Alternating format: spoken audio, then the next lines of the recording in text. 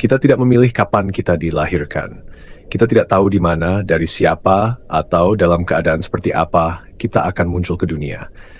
Dan kita tidak bisa menentukan kapan kita akan pergi. Semua itu sudah terjadi tanpa persetujuan kita. Lalu di antara dua titik itu, kelahiran dan kematian, apakah kita benar-benar memiliki kendali atas hidup kita? Banyak orang merasa hidupnya sepenuhnya hasil dari kehendak dan pilihan pribadi. Mereka berkata, "Aku bebas. Aku menentukan nasibku sendiri." Namun cobalah sejenak menelusuri lebih dalam. Apakah benar kita yang menentukan? Apakah kita memilih tubuh ini? Apakah kita memilih gen yang membentuk cara berpikir dan merasakan kita? Apakah kita memilih lingkungan yang mengajarkan kita apa yang baik, apa yang buruk, apa yang pantas, apa yang tidak? Apakah kita memilih pertemuan-pertemuan yang membentuk arah hidup kita? Semua itu datang tanpa kita minta. Kita hanya muncul di dalamnya.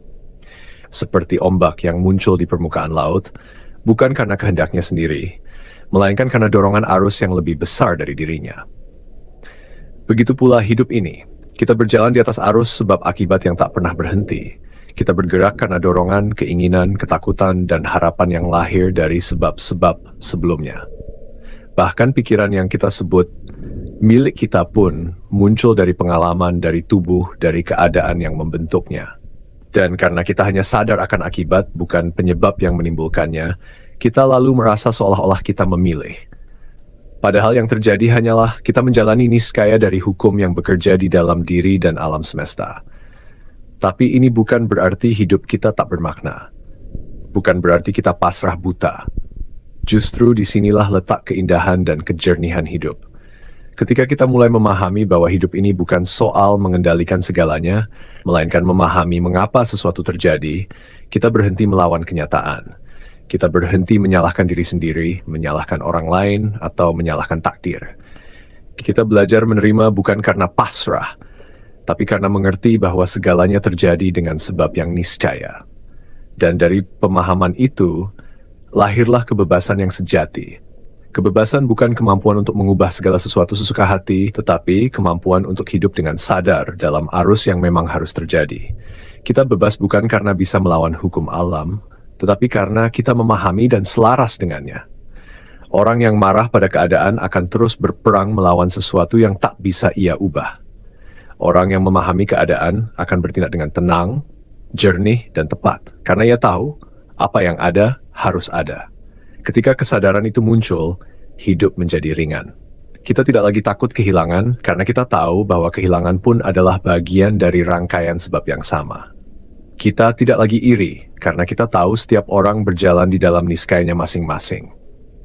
Kita tidak lagi menuntut dunia untuk tunduk pada kehendak kita, karena kita mulai menyadari kita bukan penguasa dari hidup ini. Kita adalah bagian darinya.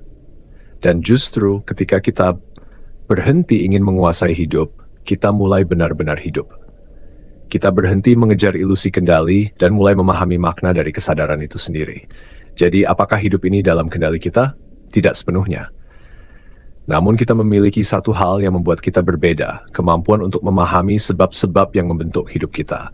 Dan pemahaman itulah yang melahirkan kebebasan sejati.